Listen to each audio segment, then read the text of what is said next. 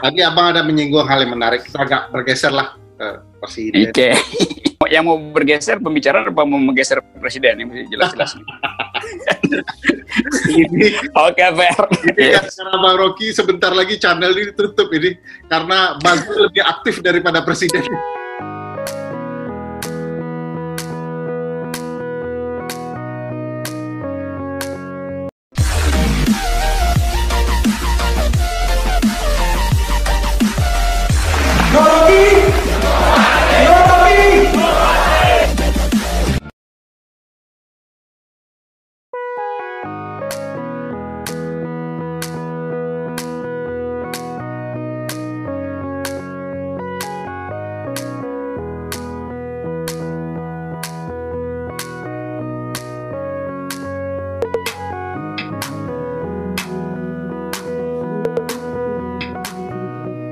Jelaskan, Bang Rocky ini basis adalah filsafat. Jadi filsafat itu bebas menerobos dengan pemikiran. Jadi silakan Bang, apa ya? Yuk kita ambil bagian yang paling pragmatis dalam politik, yaitu oportunisme di dalam keadaan yang kabur. Jadi oportunisme selalu akan memanfaatkan keadaan ini untuk moral hazard segala macam. Nah, pilkada, pemilu, kita tahu adalah industri. Konsumennya siapa? Rakyat, bukan. Konsumen dari pemilu adalah partai-partai. Karena kandidatnya mesti store uang pada partai. Sekarang, bayangkan misalnya, partai semua kehabisan uang. Setelah pilpres tuh. Kalau mau ditunda 1 tahun lagi,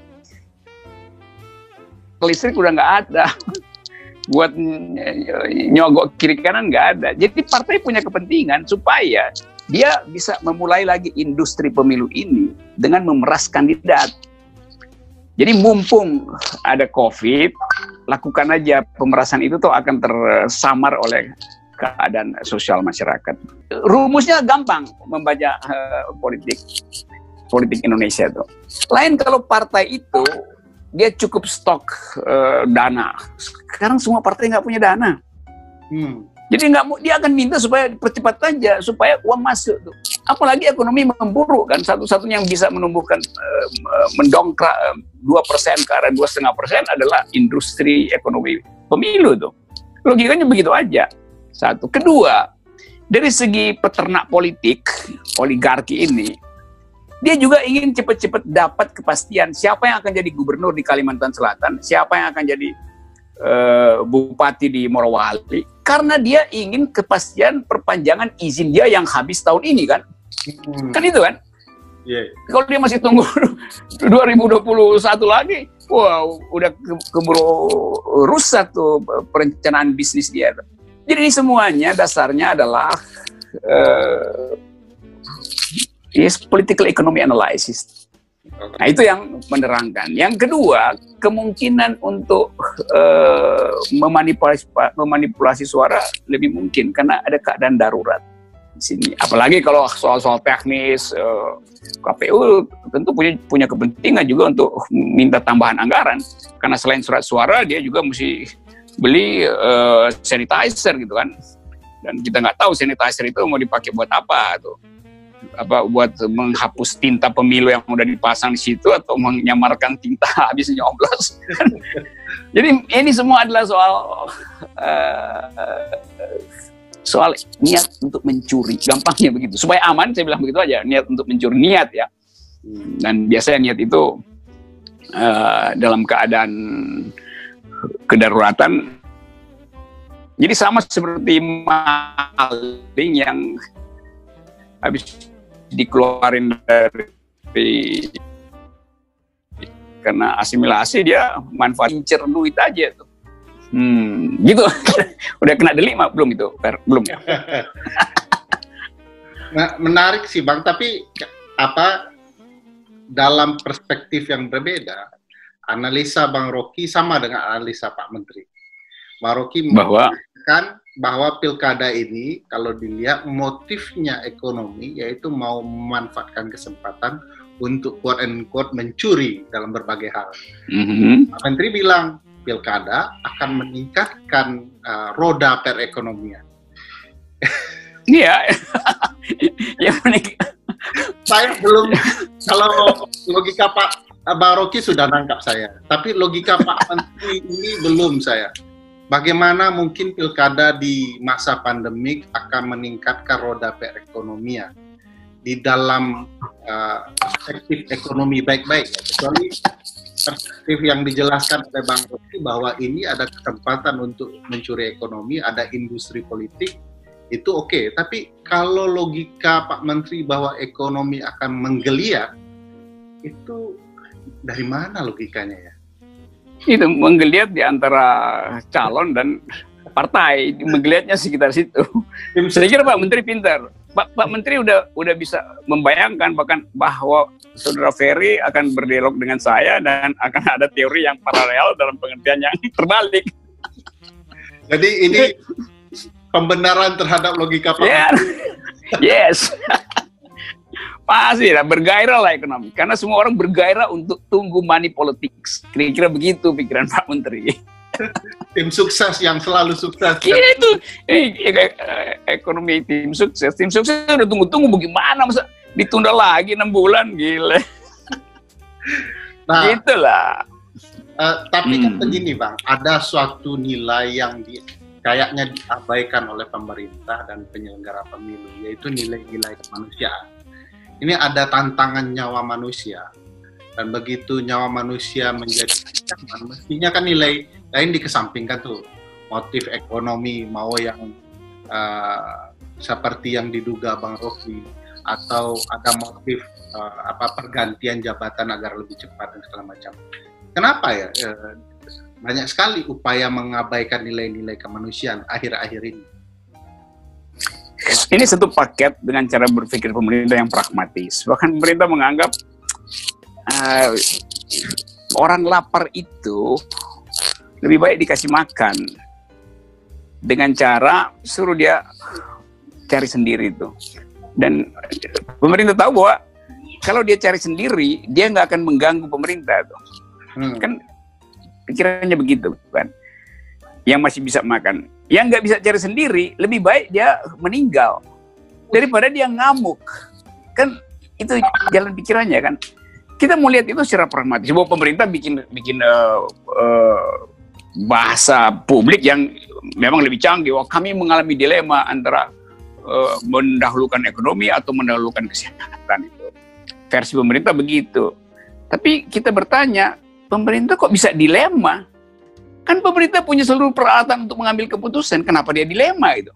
Yang bisa dilema kita rakyat. Pemerintah nggak boleh dilema. Kan itu aja dia nggak bisa memerintah dong kalau dia ada dalam dilema.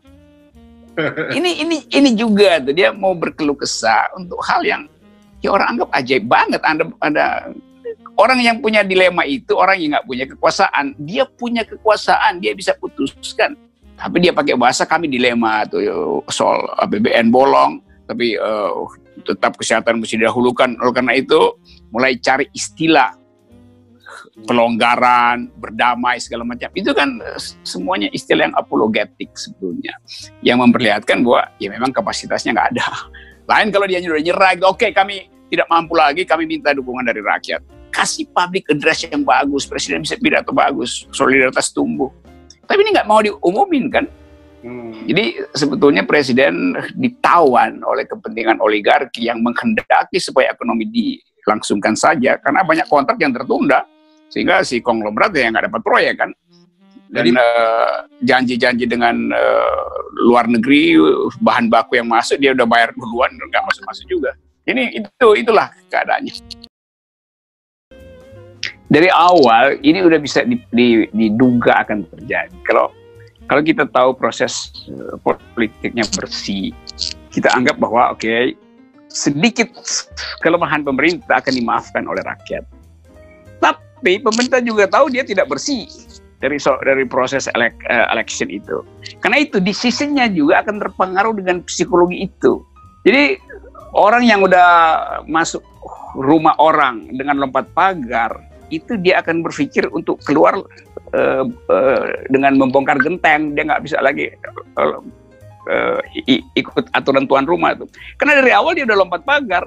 Nah kalau dia buka pintu ketahuan, mungkin dia lompat keluar lewat genteng. Itu yang terjadi sekarang. Jadi keteraturan birokrasi itu tidak lagi didasarkan pada prinsip-prinsip Weberian. Perlakuan terhadap keadilan juga di-bypass dengan mental sama seperti waktu menerabas pemilu kemarin. Kita masuk di dalam keadaan yang disebut anomi, tidak ada nilai dan tidak ada aturan. Nah, pemerintah hari ini juga merasa bahwa ya udah sekaligus saja deh kita pertontonkan kebrutalan kita tuh. Jadi ini brutal demi brutal, akhirnya ya terjerembab, dan ini satu paket dengan seluruh kekacauan kita dalam mengerti demokrasi. Sama seperti kasus undang-undang haluan ideologi Pancasila kan. Capek-capek disosialisasikan, DPR berupaya untuk membujuk, PDIP apalagi. Akhirnya PDIP membatalkan sendiri usulan-usulan dia kan. Jadi dia menjebakkan diri sendiri pada kekacauan itu. Karena tadi keinginan untuk ngambil semua tuh kan sama aja problemnya kan. Jadi kita buang waktu tuh, udah capek-capek, akhirnya PDIP bilang, ya loh, kalau kami tarik lagi segala macam. Ngapain itu kan? Haluan ideologi Pancasila yang tidak Pancasilais, gitu. Mau menghilangkan warna-warna yang banyak di Indonesia. Itu semua orang kan akhirnya ketawa. Bagaimana undang-undang ideologi negara mengatur barang impor juga, dan dia ditanya, import yang Pancasilais apa? Kan masuk di situ kan, barang impor harus sesuai dengan ide Pancasila. Nanti ditanya, air raksasa yang Pancasilais yang mana tuh? Supaya BPIP ada cap itu sama motifnya kan, mau pakai kesempatan untuk merampok aja kan, merampok ide, merampok anggaran, merampok politik, sama aja. Seru diskusi sama Pak Rocky, udah hampir 1 jam lebih. Ya, gila udah. Oke, kita deteksi dari awal bahwa pemerintah ini akan terjerembab pada 2 soal itu. Yang satu adalah kapasitas untuk dia tidak sanggup, sehingga mengakibatkan politik kita tumbuh tanpa oposisi itu. Nah, ketidaksanggupan itu terlihat hari ini. Kekacauan di dalam menentukan status undang-undang. Misalnya nggak ada oposisi, ya pasti nggak ada pembahasan tajam terhadap soal ideologi misalnya. Kan semua orang ingin selesai cepat-cepat. Ini juga menerangkan mengapa akhirnya Presiden berpidato bahwa demokrasi kita adalah demokrasi tanpa oposisi. Kita berdemokrasi tapi dengan gotong royong. Secara verbatim Presiden mengatakan oposisi itu bukan tradisi kita. Itu bahayanya tuh Presiden mengucapkan itu. Itu artinya negara menjadi otoriter pada akhirnya kan. Karena Presiden mengucapkan itu, oposisi. Lo kita milih demokrasi, artinya built-in kita memilih oposisi. Itu kekacauan. Jadi intinya cuma itu, karena Presiden ingin merangkul semua, bukan demi persatuan, tapi demi pengendalian politik. Itu buruknya di situ tuh. Ya, saya kira intinya itu tuh. Dengan kalau kita bilang harus ada oposisi, maka dimungkinkan kompetisi itu tuh. Dimungkinkan kompetisi, maka mesti threshold dihilangkan supaya ada kompetisi. Itu kan itu derivatifnya begitu terus-menerus kan. Jadi Presiden nggak paham demokrasi dengan akibat kompetisi tidak bisa dilangsungkan, dengan ujungnya tidak diperlukan oposisi. Jadi kacau itu.